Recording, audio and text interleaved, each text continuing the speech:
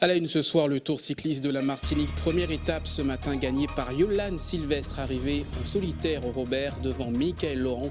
Après 124 km, on fera le point de début de ce journal. Un avion d'Air France cloué au sol hier soir, il devait assurer la liaison Fort-de-France-Paris. Résultat, 400 passagers ont été retardés, nous les avons rencontrés ce matin. 25 ans pour le mouvement libéral populaire. À l'occasion de cet anniversaire, le parti politique a organisé un colloque sur le libéralisme et sur l'avenir économique de la Martinique. Enfin, les images du concert gratuit de Mister Vegas hier soir, place de la Savane à Fort-de-France.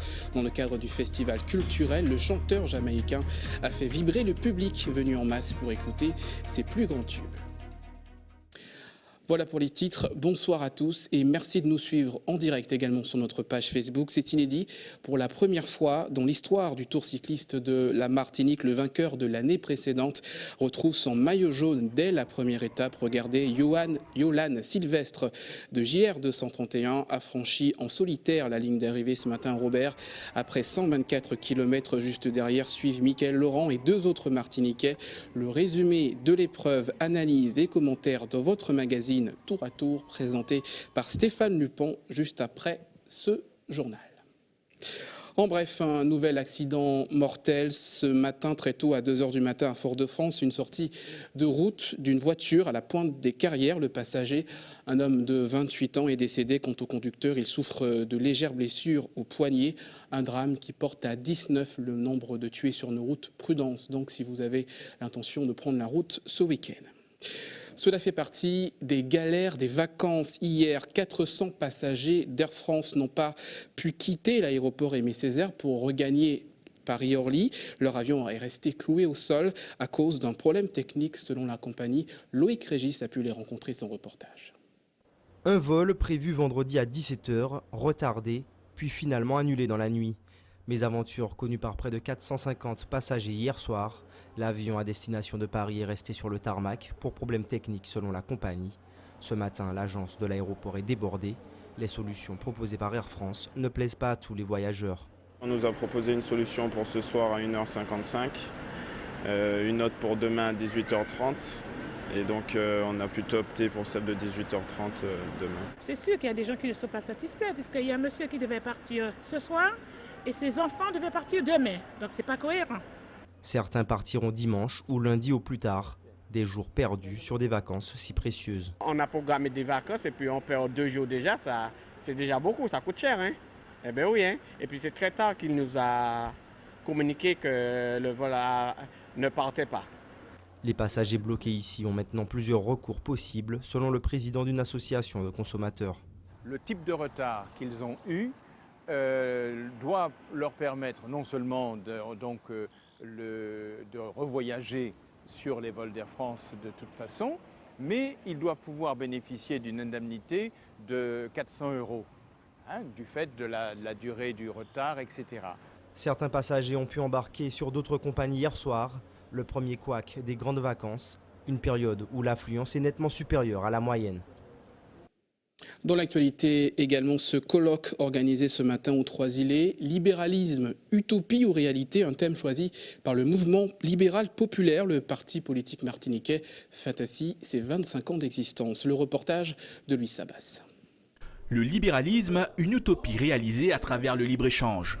Mais plus que vital pour l'économie et la société martiniquaise. C'est l'une des conclusions du colloque du mouvement libéral populaire, une philosophie qui rendrait à la Martinique son attractivité. Ces 5 dernières années, plus de 22 000 personnes ont quitté le département. Faciliter l'entrepreneuriat à travers plus de libéralisme pourrait aider à changer la tendance. Nous avons tous une responsabilité individuelle et collective à revitaliser notre territoire pour réattirer les talents chez nous. Parce qu'on ne peut pas se satisfaire d'un territoire qui voit sa population se vider, qui voit ses entreprises fermer les unes après les autres et qui voit surtout des porteurs de projets investir ailleurs. Mais il ne s'agit pas de faire du libéralisme à outrance. Le MPL le souhaite teinté d'humanisme et au-delà des clivages politiques. Un vœu pour le mouvement qui, après 25 ans d'existence, pourrait bien prendre forme avec l'élection cette année d'Emmanuel Macron au poste de chef de l'État. Je pense que c'est le souffle qu'on attendait et de montrer qu'un jeune de 39 ans est capable de bouleverser l'échiquier politique, même si c'est certain qu'il arrivait au bon moment et qu'il avait des réseaux et qu'il avait du talent. Ça correspondait à une envie profonde de la France de devenir une société libérée de ces carcans administratifs qui ne permettent pas à un jeune de se réaliser et qui ne permettent pas à un jeune de rêver à autre chose qu'une carrière d'administratif. Je crois qu'il faut se projeter vers la création d'entreprises et il faut se projeter vers un libéralisme heureux parce qu'humaniste. Mais tous les intervenants ne partagent pas cet optimisme. Si le libéralisme n'est pas une utopie, il n'aurait pour l'heure pas sa place entre droite et socialisme, autonomie ou indépendantisme. Je crois précisément qu'il n'y a pas d'espace pour une idée de troisième type et que par conséquent le libéralisme est le plus souvent contraint à basculer vers la droite, purement et simplement. Pour l'instant, je ne sais pas ce qui se passera dans 10 ans, mais aujourd'hui je ne crois pas qu'il y ait d'espace. Les hommes et les femmes progressistes, centristes et socialistes présents veulent croire qu'avec le libéralisme, tous trouvions une place dans une société qui crée des richesses pour le profit de tous. On poursuit ce journal avec cet atelier à destination d'enfants touchés par l'asthme. La maladie provoque des difficultés respiratoires. Et bien l'association Souffle Créole propose des activités autour de la respiration, de la peinture et de la natation, des exercices ludiques pour aider les jeunes malades à maîtriser leur souffle. On fait le point avec Camille Joseph et Philippe Oligny. Souffler, c'est quoi ? Explosion de couleurs, naissance d'œuvres artistiques, tout cela grâce à une parfaite maîtrise du souffle. La peinture leur permet, sans se rendre compte, d'utiliser leur souffle, inspirer, expirer, souffler.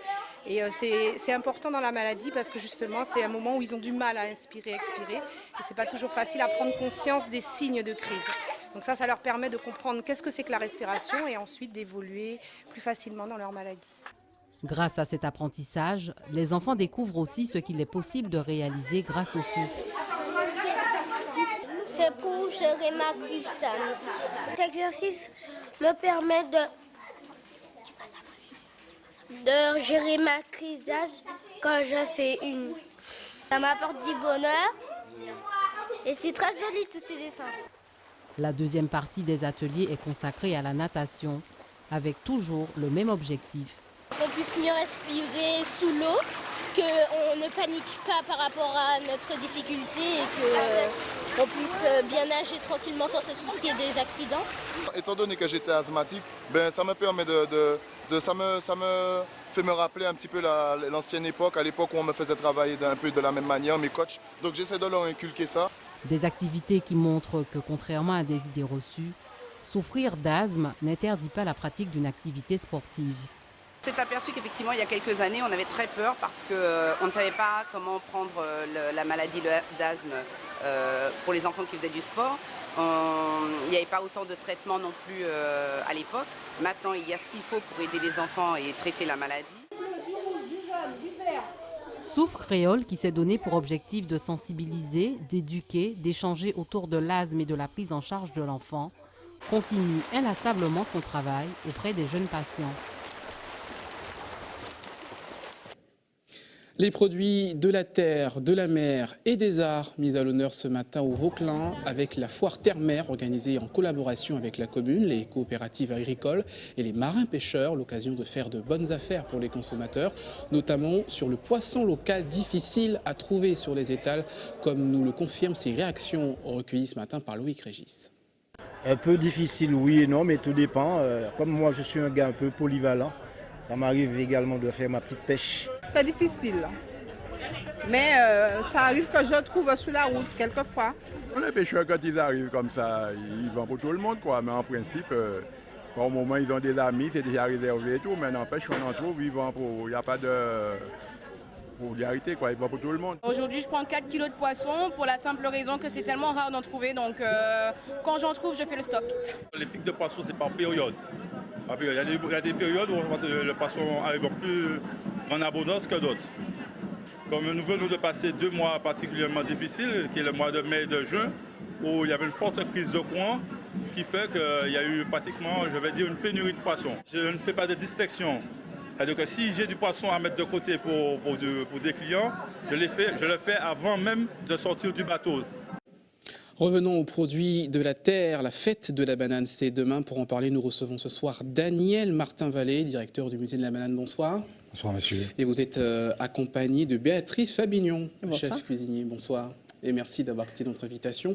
Alors, avant de revenir sur les recettes favorites de la banane, on va venir sur cet événement, je le disais, qui est demain au musée de la banane, la fête de la banane. Au programme, il n'y aura pas que du festif, il y aura également des conférences avec au programme l'aspect économique de cette partie économique de la Martinique. Oui, c'est une ambition qui est affichée. Enfin, nous voulons défendre cette perspective-là dès le départ, c'est-à-dire ne pas simplement faire la fête, mais faire en sorte que ce rendez-vous puisse être un moment d'échange, de partage avec les acteurs de la filière.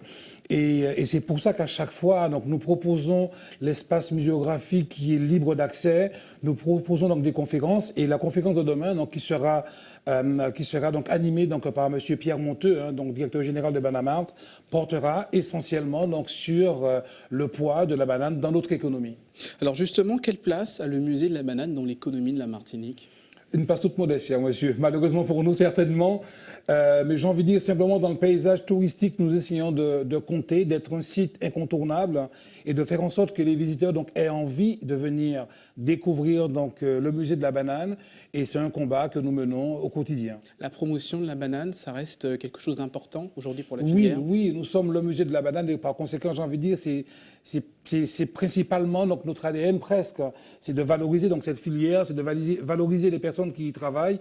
Et le rendez-vous de la fête de la banane a aussi donc, pour objectif donc, de faire en sorte que nos compatriotes puissent venir découvrir le musée de la banane, mais surtout aussi découvrir donc, cette filière, découvrir les hommes qui y travaillent. Ça nous semble extrêmement important. Alors la banane, une activité économique importante, mais c'est d'abord un fruit ou un légume, ça dépend de la façon dont on le cuisine. Justement, Béatrice Fabignon, quelles sont vos recettes préférées ? Avec de la banane, c'est toutes sortes de recettes. Il y a sucré et salé. Ce qui est intéressant aujourd'hui, c'est qu'on peut faire des plats salés avec de la banane sucrée et vice-versa. Donc après, j'ai envie de dire que la banane, elle est aimée par tout le monde, les grands, les petits. Il faut la consommer. Et après, mes recettes favorites, c'est par exemple ce que je vais faire d'ailleurs au musée là.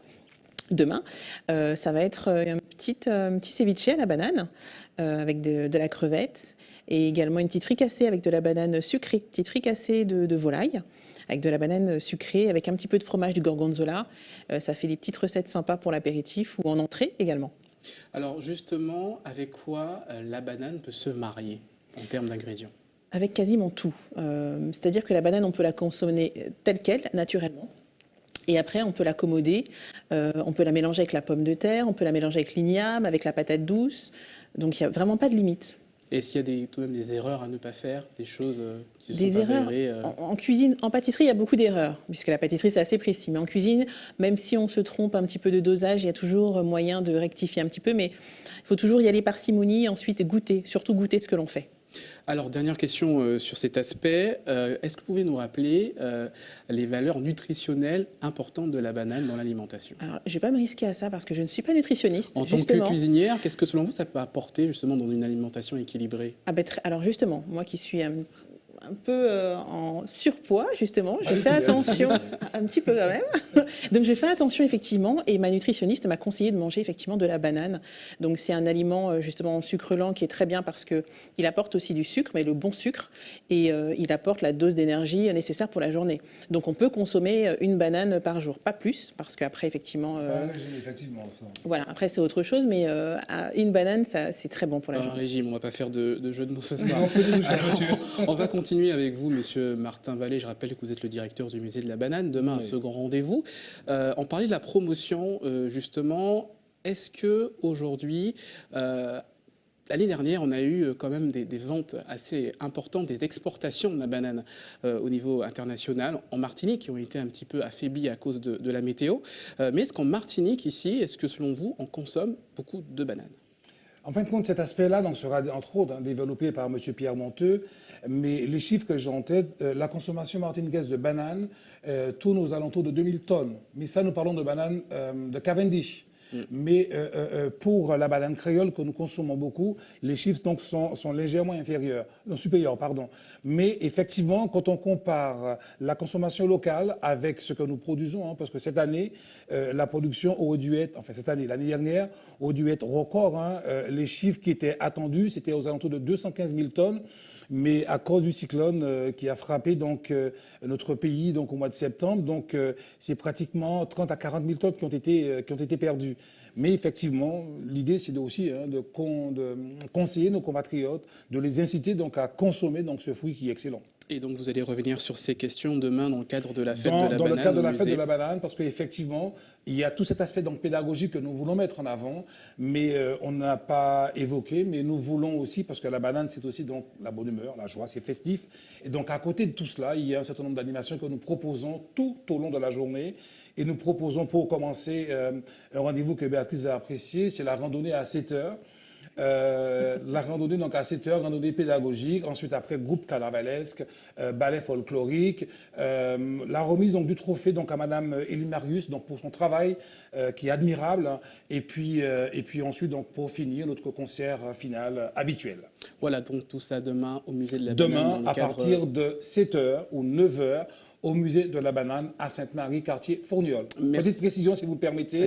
Nous conseillons donc à nos visiteurs de se garer donc aux environs de la distillerie Saint-James et de prendre les navettes qui sont obligatoires pour venir jusqu'à chez nous pour des raisons de circulation fluide et de sécurité. Merci. Merci à vous deux et on salive d'avance déjà pour demain. À demain. Merci d'avoir accepté notre invitation. À suivre dans votre journal les préparatifs du défilé du 14 juillet cet après-midi avec une répétition générale à Fort-de-France. Et puis le meilleur de votre JT des communes du samedi ce soir, Fort-de-France, Vauclin et Saint-Pierre. Tout est millimétré pour le défilé du 14 juillet, c'est bien connu, et bien pour s'en assurer, les forces armées et autres participants ont organisé cet après-midi une répétition générale sur le boulevard à Fort-de-France, là où doit se dérouler le défilé de la fête nationale vendredi prochain. On voit cela avec les images de Louis Sabas.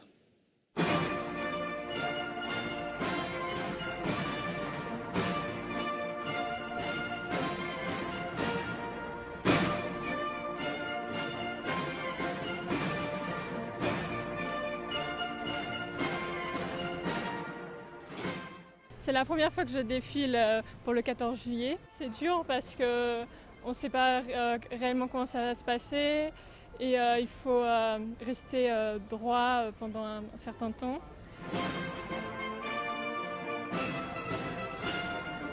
C'est très important, notamment par rapport aux conditions climatiques, pour avoir vraiment les sensations physiques par rapport de bien s'hydrater pour être présent le jour J. Et ne pas subir des malaises.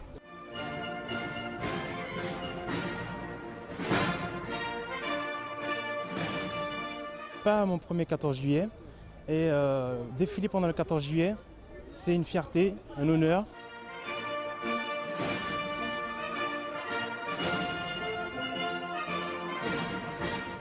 Il s'agit de bien faire comprendre aux gens quel est le déroulé général de la cérémonie.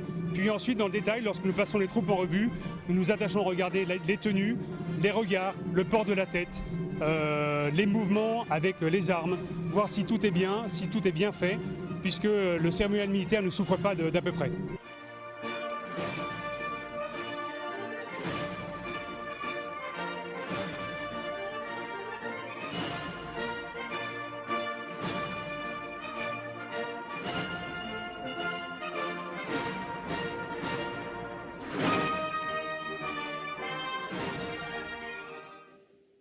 La fête hier soir, place de la Savane à Fort-de-France avec le concert de Mister Vegas. Le chanteur jamaïcain a repris ses plus grands tubes pour le plus grand plaisir des spectateurs avec un extrait donc de ces images. Excusez-nous donc pour ce problème technique dont je vous disais il y a un instant. La fête hier soir, place de la Savane à Fort-de-France avec le concert de Mister Vegas. Le chanteur jamaïcain a repris ses plus grands tubes pour le plus grand plaisir des spectateurs. Un extrait tout de suite avec ces images de Michel François.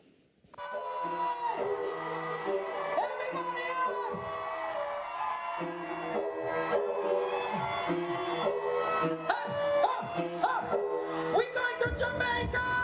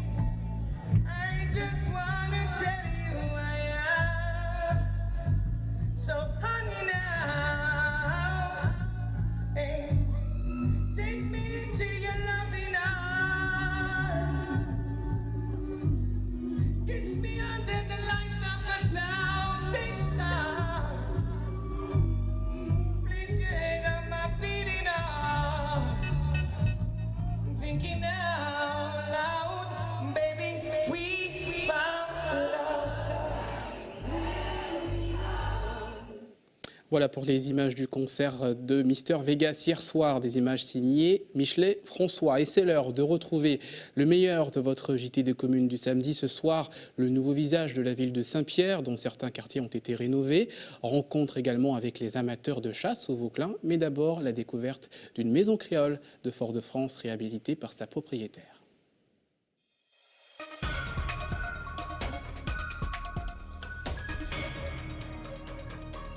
Depuis plus de 50 ans, Agnès habite dans cette bâtisse typiquement créole et entièrement rénovée. Petite, vous savez, je rêvais d'avoir une maison comme ça. Alors, comme je me suis trouvée dans une, très abîmée, j'ai dit à mon mari, bon, ce qu'on va faire, on va la réparer petit à petit, puisque nous n'avait pas les moyens. Alors, j'ai tenu à ça et j'ai les réparé comme je pouvais. Pour pouvoir donner une deuxième jeunesse à sa maison construite en 1925, Agnès a pu compter sur l'aide d'André, son voisin. De temps à autre, il vient donner un coup de main. Je fais la plomberie, je fais,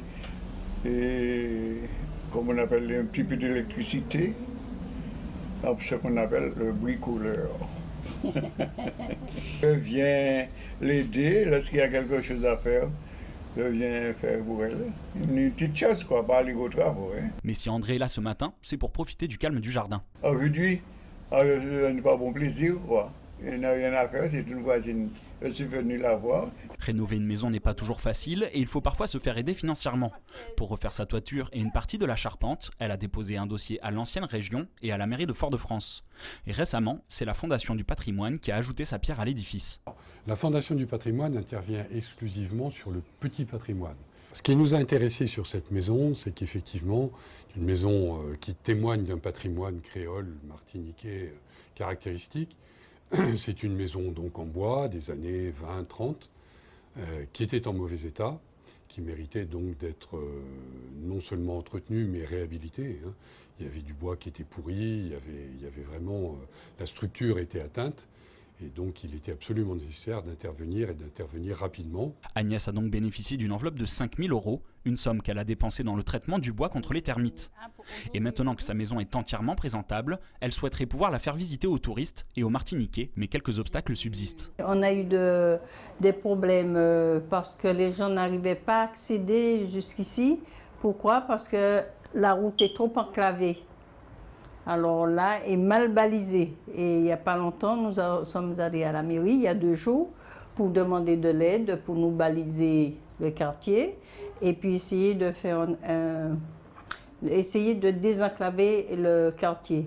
Agnès espère pouvoir ouvrir ses portes à tous dans les prochaines semaines. Il faudra donc attendre encore quelques temps avant de pouvoir profiter des charmes de cette maison créole.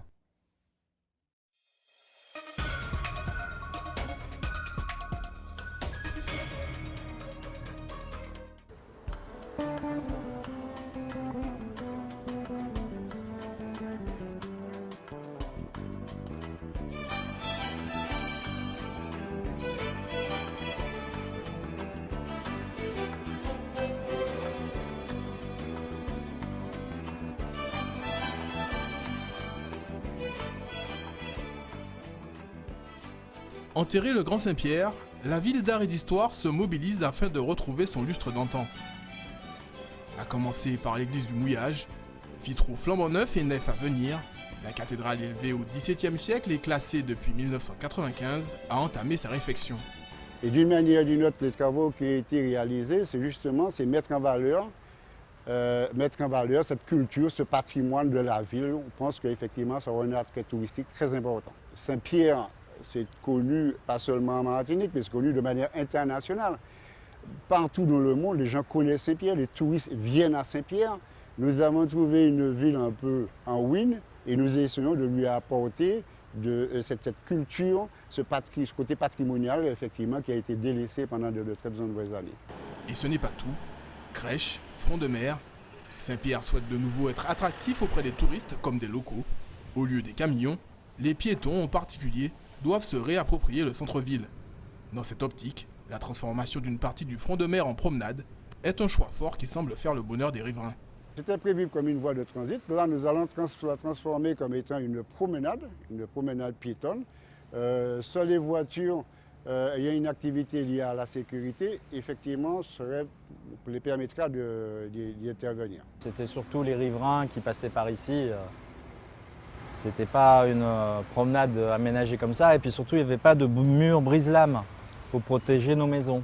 Maintenant, on a une belle promenade là pour les touristes qui accostent au ponton de Saint-Pierre et puis ceux qui viennent visiter. Et donc maintenant, il ne reste plus qu'à ravaler les façades. Ravaler les façades, c'est justement la prochaine étape de ce Saint-Pierre nouveau. D'ici juin 2017, la ville inaugurera son OPA pour opération programmée d'amélioration de l'habitat. Ici, on espère poser les jalons de nouveau Saint-Pierre. Donc en fait, le périmètre de cette OPA, cette opération programmée d'amélioration de l'habitat, concerne l'ensemble du quartier Mouillage, mais également le quartier centre jusqu'aux rives de la Roxelane. À partir de 2017, en fait, la mairie va ouvrir un comptoir où chaque propriétaire, bailleur ou occupant sera invité à se présenter et venir exprimer leurs besoins en réhabilitation, en rénovation de leur logement qu'ils occupent ou qu'ils souhaitent louer. Et cette équipe aura la mission de les accompagner de manière administrative, mais également dans le suivi des travaux jusqu'à clé en main. Et les retombées ne devraient pas se limiter à la réhabilitation du bâti. Tourisme, commerce, démographie, cette vaste opération d'une durée de 6 ans devrait permettre à la ville de gagner en attractivité et pourquoi pas redevenir le Petit Paris.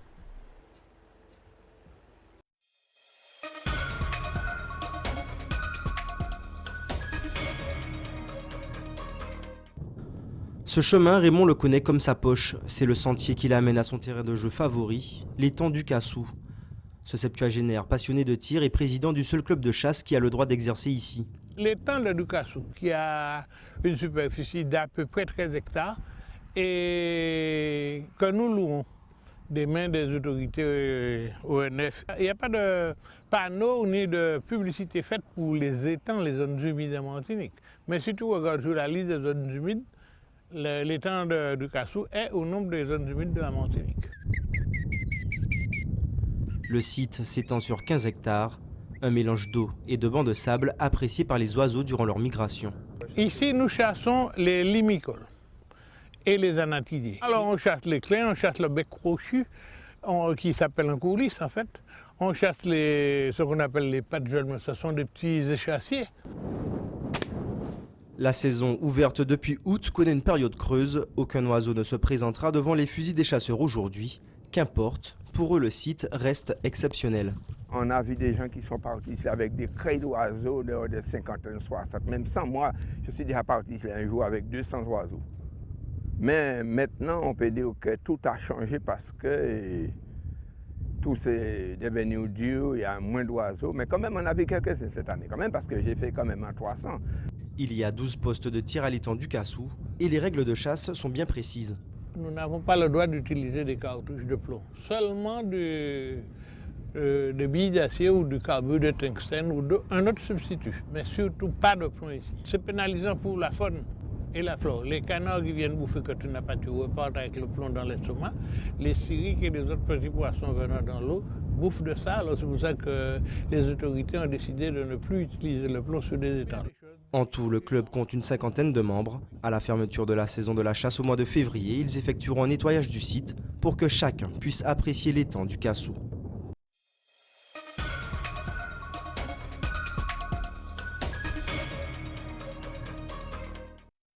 Voilà pour votre meilleur du JT des communes à retrouver chaque samedi sur ATV. Un mot de sport avec les images du match entre la Guyane et le Canada, qui a perdu la Guyane 4-2. Elle s'est inclinée, vous le voyez, avec ce premier but donc des Canadiens, puis le second but des Canadiens marqué par Dijon Djokovic, qui a donc ouvert la marque pour le Canada. Tout juste après donc ce premier but, Scott Afriet donc a doublé la mise, et puis un troisième but, les Guyanais qui étaient menés 3-0 à la 60e minute, avec un dernier but d'Alfonso Davies qui a donc enfoncé le clou. La Guyane qui a donc fait un petit sursaut et qui a donc pu marquer 2 autres buts marqués par Roy Contou et Sloan Priva. Sachez que la Martinique entre dans la compétition ce soir. Et puis on continue de parler de sport avec le Tour cycliste de la Martinique et notre émission spéciale, notre magazine présenté par Stéphane Lupon, que l'on va retrouver tout de suite en duplex de notre plateau. Bonsoir Stéphane, quel est le programme de cette première émission ? Bonsoir Jean-Marc. Eh bien, comme tous les soirs, Tour à Tour reviendra sur l'étape du jour. Aujourd'hui, donc, la première. Vous l'avez dit tout à l'heure dans vos titres, remportée par Yolande Sylvestre. Nous reviendrons avec notre consultant Marc Paulin sur le déroulé de l'étape. Comment cette victoire de Yolande Sylvestre s'est-elle construite? Qu'est-ce qui s'est passé auprès des autres équipes du peloton? Et puis, on reviendra également sur les classements, les porteurs de maillots et puis le profil de l'étape du lendemain. Ça, c'est pour la première partie de notre émission. La deuxième partie de notre émission, elle se déroule sur le Facebook Live d'ATV. Et là, nous reviendrons sur les stratégies adoptées par les équipes martiniquaises ce matin. Elles ont mis le feu très tôt au peloton et également sur le positionnement des équipes invitées qu'on n'a pas trop vues aujourd'hui. Avec Marc Paulin, nous reviendrons à bâton rompu, discussion à bâton rompu, Facebook Live. Ce sera tout de suite après le rendez-vous en plateau. Merci beaucoup Stéphane et à tout à l'heure. C'est ainsi qu'on referme cette édition. Je vous rappelle les principaux titres développés dans ce journal. Yolande Sylvestre, justement, vainqueur de la première étape du 36e Tour cycliste de Martinique. Une arrivée en solitaire ce matin au Robert. La compétition commence bien pour le sociétaire de la JR 231, vainqueur du Tour l'année dernière. Les passagers du vol Air France Fort-de-France-Paris d'hier soir ont passé la nuit à l'hôtel. L'avion n'a pas pu décoller à cause d'un problème technique selon la compagnie. Quelques passagers pourront partir ce soir. Un colloque sur le libéralisme organisé par le mouvement libéral populaire. Ce matin aux Trois-Îlets, le parti politique organise une série de débats à l'occasion de son 25e anniversaire. Et puis nous sommes revenus sur le concert de Mister Vegas hier soir, place de la Savane à Fort-de-France.